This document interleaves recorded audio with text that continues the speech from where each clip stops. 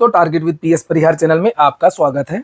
आइए शुरू करते हैं और देख लेते हैं कि दैनिक रोजगार समाचार भाग 2 के इस वीडियो में विद्यार्थी जीवन से संबंधित कौन कौन सी सूचनाएं हैं।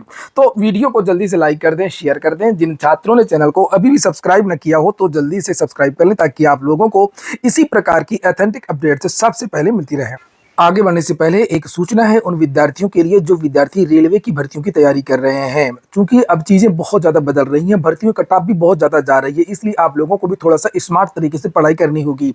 यहाँ पर देख सकते हैं एक पब्लिकेशन है किरण पब्लिकेशन, इसके बारे में मैंने पहले भी आप लोगों को बताया है। इनकी एक AI इनेबल्ड बुक आ गई है रेलवे मैथमेटिक्स के लिए, जिसे आप यहाँ पर देख सकते हैं। चैप्टर वाइज, टॉपिक वाइज इसमें चीजें दी गई हैं। इसमें आप लोगों को फ्री AI इनेबल्ड जो चीजें हैं वो मिलेंगी। मैं अभी फ्री AI के बारे में अभी आपको आगे जानकारी दूंगा। इसमें 10,000 से ज्यादा TCS PYQs मिलेंगे, शॉर्ट सॉल्यूशन इसकी सबसे बड़ी खासियत है। चूंकि मैथमेटिक्स और रीजनिंग में जो सबसे बड़ी चीज होती है वो होती है कि कितनी जल्दी हम सवालों को अच्छी तरीके से सॉल्व कर सकें।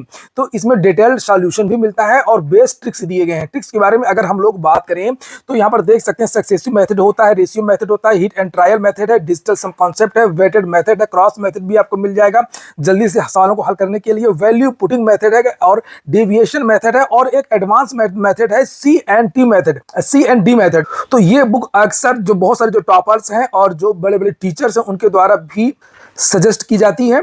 ये बुक अगर आपको लेना है तो मैंने अपने टेलीग्राम चैनल पर इसकी लिंक दे दी है और इस वीडियो के डिस्क्रिप्शन में भी इसकी लिंक दे दी है। और यहाँ पर आप देख सकते हैं कि ये जो बुक है मैथमेटिक्स की वो ALP vacancy, RPF SI vacancy, RPF constable vacancy, JEE vacancy, group D vacancy, NTPC जिन जिन एग्जामों में भी आप लोगों को मैथ क्वेश्चन सॉल्व करने हैं तो उसके लिए आप लोग ये बुक ले सकते हैं। और ये सॉल्व पेपर है। यहाँ पर आप देख सकते हैं K.AI लिखा हुआ है, ऊपर देख सकते हैं। आप लोग इसको परचेस करेंगे तो ये सुविधा आपको मिलेगी। ये इंग्लिश मीडियम में भी बुक आती है और ये हिंदी माध्यम में भी ये बुक आती है। अगर आप जानना चाहते हैं कि कैसे AI से हम क्वेश्चन बनाएंगे तो यहाँ पर उसके बारे में प्रोसेस बताया गया है। आपको एक वेबसाइट मिलेगी, आप उसको सॉल्व करेंगे। जैसे ये क्वेश्चन दिया हुआ है स्टूडेंट का संबंध बुक से है तो पोस्टमैन का संबंध किससे, तो नीचे AI के द्वारा इसका आंसर बताया जाएगा। और अगर आप चाहते हैं कि इसी तरीके के हमको कुछ और भी आंसर मिले, अगर आपको हिंट चाहिए तो इसका पूरा पहले हिंट बता देगा आपको किस तरीके से इसका आंसर ये होगा डाकिया का संबंधित चिट्ठी से। तो उसके बाद इससे संबंधित कितने सारे जो MQ है और वो सब यहाँ पर ये बना देगा। बहुत सारे क्वेश्चन ये अपने आप बना देगा AI, उसी से मिलते जुलते। इसी तरीके से रीजनिंग में, इसी तरीके से मैथ में। ये देखिए देख सकते हैं MCQs कितने सारे हैं, ये देखिए। तो आपको बहुत मजा आएगा क्योंकि ये सॉल्यूशन भी दे रहा है और बहुत सारे एग्जाम्पल भी दे रहा है एक ही तरीके के। तो जाइए लिंक में जाकर के आप लोग इसको खरीद सकते हैं। इसमें ये जो बुक खरीदेंगे आप तो इसमें आप लोगों को बहुत सारा विश्लेषण भी मिलेगा, किस टाइप के क्वेश्चन ज़्यादा पूछे जाते हैं, कब कब पूछे गए हैं। चलिए शुरू करते हैं। सबसे पहले बात कर लेते हैं रेलवे की ही, उसके बाद में हम लोग LT ग्रेड वगैरह के बारे में बात करेंगे, विद्यालय मर्जर के बारे में भी बात करेंगे। वीडियो बहुत महत्वपूर्ण है, लास्ट तक सभी को देखना है। तो रेलवे टेक्नीशियन की भर्ती का जो नोटिफिकेशन कल जारी हो गया, ये रेलवे का विस्तृत नोटिफिकेशन है। यहाँ पर ये आप लोग देख सकते हैं। इसको लेकर के मैंने कल रात में ही वीडियो बना दिया था। इस नोटिफिकेशन में सभी जानकारियां दी गई हैं, मैं जल्दी से आपको बता देता हूँ। इसमें हाई स्कूल और ITI संबंधित ट्रेड से जो ITI की योग्यता मांगी गई है, पदों की संख्या के बारे में देख सकते हैं। इसमें टोटल पद 6238 हैं। 2 प्रकार की भर्तियां हैं, railway technician grade 1, technician grade 3, और एक में 18 से 33 के बीच के युवा आवेदन कर सकते हैं जनरल के, और एक में 18 से 30 के बीच के युवा आवेदन कर सकते हैं। आवेदन के बारे में अगर बात करें तो 28 तारीख यानी आज से इसके लिए आवेदन शुरू हो रहे हैं और 28 जुलाई इसकी लास्ट डेट है। पूरा 1 महीने के समय विद्यार्थियों को दिया गया है।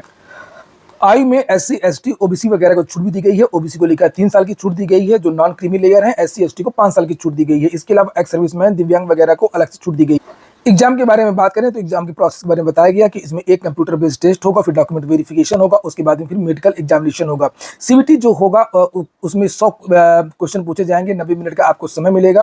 और निगेटिव मार्किंग के बारे में जानकारी दी गई है। There shall be negative marking 1/3 के बारे में। ये देखिए क्या क्या पूछा जाएगा, यहाँ पर ये देख सकते हैं आप लोग। ये नीचे सब कुछ दिया हुआ है और अलग से भी इस तरीके से दिया है। General awareness, general intelligence, reasoning, basic computer and application mathematics, basic science and engineering. तो यहाँ पर ये 100 क्वेश्चन आएंगे, 100 नंबर के, 90 मिनट का समय दिया गया है।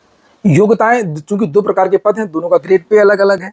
तो जो फर्स्ट ग्रेड की वैकेंसी है टेक्नीशियन की, तो उसमें आप लोगों को BSc होना चाहिए, physics, electronics, computer science, information technology, instrumentation from a recognised university, ये यहाँ पर ये लिखा हुआ है। और अथवा अगर आपने पॉलिटेक्निक किया है 3 साल वाला तो भी आप लोग आवेदन कर सकते हैं, और संबंधित ट्रेड में अगर आपने बीटेक किया तो भी आवेदन कर सकते हैं। तो ये तो है टेक्नीशियन ग्रेड के बारे में।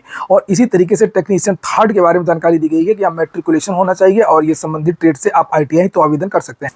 इसी तरीके से जो ग्रेड थर्ड है उसमें बहुत सारे पद हैं, अलग अलग ब्रिज वगैरह ये देख सकते हैं आप लोग नीचे, ये कैरेज एंड वैगन ये सब। तो इसमें भी कुछ ITI में बदलाव है अलग अलग ट्रेड के बारे में, तो ये आप लोग देख लीजिएगा। नोटिफिकेशन मैं भी टेलीग्राम चैनल पर डाल दूंगा, आप लोग वहाँ से जाकर के इसको डाउनलोड कर सकते हैं, इसका अध्ययन भी कर सकते हैं। देखिए 2 सूचनाएं और हैं, इसलिए मैं थोड़ा सा जल्दी करूंगा, नहीं तो फिर वीडियो बहुत लंबा हो जाएगा। जैसे सुबह का वीडियो 16 मिनट का हो गया था, मैं चाहता हूँ कि जो वीडियो 12 मिनट या ज़्यादा 14 मिनट से ज़्यादा वीडियो ना हो। कोई क्वेश्चन हो अगर आप रेलवे भर्ती से संबंधित तो आप लोग कमेंट बॉक्स में मुझसे पूछ भी सकते हैं। रेलवे लोक सेवा आयोग की सभी परीक्षाओं में लागू होगा इंटरव्यू, एक बहुत बड़ा बदलाव है। इसको लेकर के मैं सुबह खुद चौंक गया ये न्यूज़ सुन करके। हालांकि मैं भी वेरीफाई करने की कोशिश कर रहा हूँ, अभी सभी लोग सो रहे हैं, अभी फ़ोन नहीं उठ रहा है, थोड़ी देर बाद सब चीज़ें क्लियर हो जाएंगी इसके बारे में। तो लिखा है इसमें कि अभी पिछले साल आपने देखा होगा कि लगातार समाचार पत्रों के हवाले जानकारी मिल रही थी, और मैंने भी आपको जानकारी दी थी, जो मुझे जानकारी मिली थी कि लोक सेवा आयोग की सभी भर्तियां अब 2 चरणों में होंगी, कोई भी भर्ती एक चरण में नहीं होगी। ये मैंने बताया था आप लोगों को, और ये लोक सेवा आयोग ने किया भी। स्टाफ नर्स यही बहुत सारी वैकेंसीज में मेंस लगा दिया था। पहले केवल बहुत सारी ऐसी भर्तियां थी जिसमें केवल एक एग्जाम होता था, जैसे LT ग्रेड में एक एग्जाम, पेपर आउट, नकल, चयन।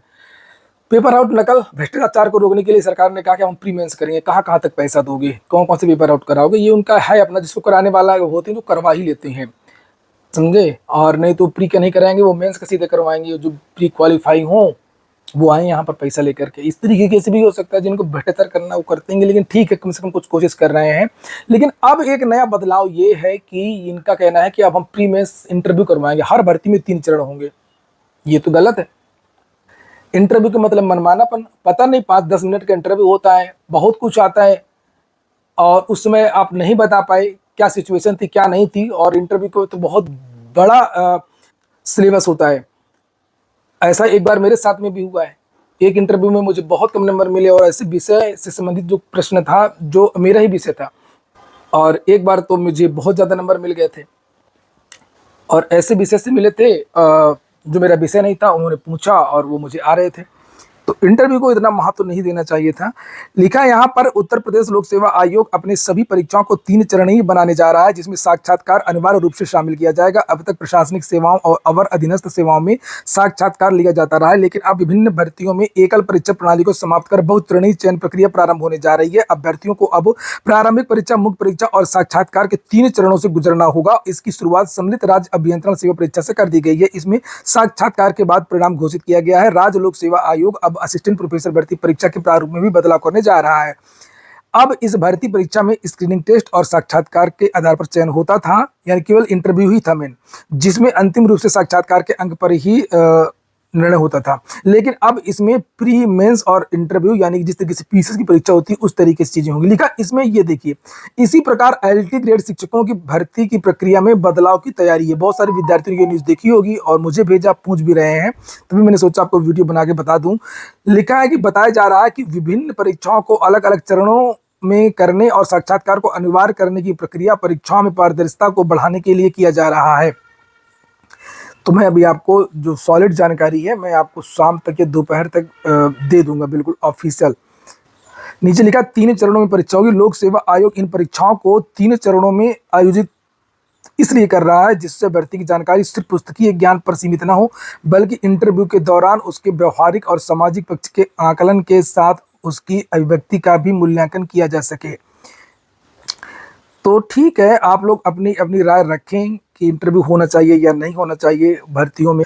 तो दोनों चीज़ें हैं। देखो इस बीच में कुछ अधिकारी ऐसे आए हैं जो इतने बदतमीज़ हैं, इतने नकारे, इतने निकम्मे हैं। वो योग्य तो बहुत हैं, बहुत ज़्यादा PhD डिग्री और बहुत सारे टॉपर्स हैं, लेकिन उनका व्यवहार संतोषजनक नहीं आता निकल करके। इसी बीच में विशेषज्ञों के द्वारा ये चर्चा की गई थी कि इंटरव्यू भी होना चाहिए, इनका व्यक्तित्व भी देखना चाहिए कि इनके अंदर सहनशीलता कितनी है, ये जनता से किस प्रकार का व्यवहार करेंगे, अपनी कक्षा में किस तरीके का व्यवहार करेंगे। इन चीज़ों को लेकर के भी एक बहस चल रही है। आप लोग अपनी राय कमेंट बॉक्स में बताएं और मैं इसके बारे में जानकारी आपको शाम को दूंगा।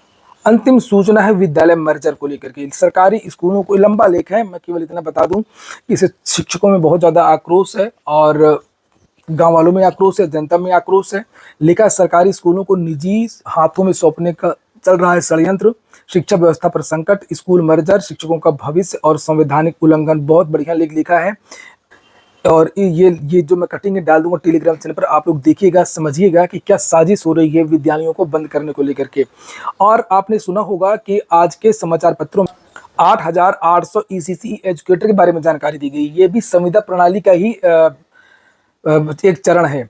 परिषदीय विद्यालयों में ये भर्ती होंगी, तो अब इनको सरकार 10-10 हज़ार रुपए दे करके, जो प्राइमरी में शिक्षकों को दिया जाता था, अब उनकी जगह ये बाल वाटिकाएं खुल रही हैं इन्हीं प्राइमरी स्कूलों में, और अब ये इनकी नियुक्ति की जा रही है। इसको लेकर के कल पत्र भी जारी कर दिया गया है, और ये धीरे धीरे प्राइमरी में हो रहा है, फिर माध्यमिक में होगा, फिर सभी जगह होगा। यहाँ पर देखिए, ये 27 जून की डेट पड़ी हुई है, ये साइड में ये देखिए, और लिखा 8800 परिषदीय प्राथमिक एवं कंपोजिट विद्यालयों में बाल वाटिका कक्षा हेतु।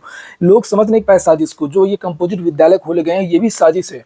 प्राइमरी के जो टीचर हैं वो कक्षा 8 के बच्चों को पढ़ाते हैं, जहाँ पर जोड़ दिया गया है भर्तियां को करनी नहीं है, एक ही शिक्षक से सब कुछ पढ़वाना है, शिक्षकों को वैसे भी कमी है। तो शुरुआत तो सरकार ने बहुत पहले कर दी थी, जब कंपोजिट विद्यालय खोले गए थे। उसके बाद में फिर ये ईसीसी एजुकेटरों की नियुक्ति की जा रही है, और अब तो विद्यालय बंद हो रहे हैं। ये बहुत बड़ी साजिश है, सभी को इसका विरोध करना चाहिए। जो सरकारी संस्थान लगातार संसाधनों के अभाव में बंद किए जा रहे हैं। फिलहाल आगे देखिए, इसको लेकर के बजट स्वीकृत कर दिया गया है। ईसीसी एजुकेटर के बारे में बताया गया कि इनको मानदेय मिलेगा 10,313 रुपये। शिक्षा मित्र वाला हाल इनका कर दिया जाएगा आगे चल करके। कुछ होना नहीं है, कोई भी प्राइवेट व्यक्ति कभी जिंदगी में परमानेंट नहीं हो सकता है। कोई सोच करके इसलिए आवेदन न करके करे कि अब हो सकता है कि इन फ्यूचर हम लोग परमानेंट हो जाए। शैक्षिक योग्यता देख लीजिए पहले। विश्वविद्यालय विधि द्वारा स्थापित यूजीसी से मान्यता प्राप्त विश्वविद्यालय से स्नातक परीक्षा गृह विज्ञान मुख्य विषय के साथ न्यूनतम 50% अंकों के साथ में उत्तीर्ण की हो, तो होम साइंस वाले आवेदन कर सकते हैं। और आरक्षित वर्गों को छूट मिलेगी 5% अंकों की। नीचे और भी जानकारी है। या तो आपने अगर नर्सरी अध्यापक शिक्षा एनटीटी सीटी डीपीएसई का कम से कम 2 वर्ष का डिप्लोमा आपने किया है, तो भी आप लोग आवेदन कर सकते हैं। एक और आवेदन की जो आयु है वो 40 वर्ष से अधिक ना हो। और ये बताया गया है कि इसका क्या कार्य है, क्या दायित्व है। 3 से 6 वर्ष के बच्चों को औपचारिक शिक्षा तैयार करना, ये सब वातावरण आंगनवाड़ी कार्यकर्ती को उक्त की संप्रति में सहयोग देना, आयु 5 से 6 वर्ष के बच्चों पर ध्यान देते हुए, ये सब देखिए, ये देखिए। तो आंगनवाड़ी कार्यकर्ती क्या करती हैं आपको पता ही है, कुछ नहीं पढ़ाती लिखाती, कुछ नहीं होता है, ये सब भी करेंगे। या तो फिर इतना पैसा दो ताकि लोग अच्छी तरीके से पढ़ाएं, अच्छी तरीके से काम करें। पैसा देना नहीं है और कहने के लिए कि हम इतने बच्चों के लिए ये कर रहे हैं, वो कर रहे हैं। इनकी नियुक्ति कौन करेगा, उसके लिए एक समिति गठित की गई है, जिलाधिकारी, ये सब ये इसके बारे में लिखा हुआ है। चयन कैसे होगा, जो जैम पोर्टल नहीं है सेवा योजना वाला, तो आप जाएंगे वहां पर, वहां से इसके लिए अलग अलग जिलों से आवेदन निकलेंगे। जैसे भी एक भर्ती हुई भी है लगभग 10,000 पदों पर। चयन प्रक्रिया के बारे में बताया गया, कौन सी कमेटी बनेगी, कौन कौन लोग रहेंगे। मेरिट के आधार पर भर्ती होगी। सेवा प्रदाता द्वारा उपलब्ध कराई गई भर्ती की सूची मेरिट के आधार पर एक समिति बनाएगी। मेरिट हाई स्कूल, इंटर, स्नातक, डीपीएसई, एनटीटीई एवं संबंधित डिप्लोमा के प्राप्तांकों के योग के आधार पर बनेगी। तो इस तरीके से ये मेरिट बनेगी और इस तरीके से आपका चयन होगा। तो जो सेवा योजना वाली जो वेबसाइट है उसको आप लोग देखते रहिएगा। अगर आपको आवेदन करना है तो कर दीजिएगा। आज के वीडियो में इतना ही। पूरा वीडियो सुनने के लिए बहुत बहुत धन्यवाद।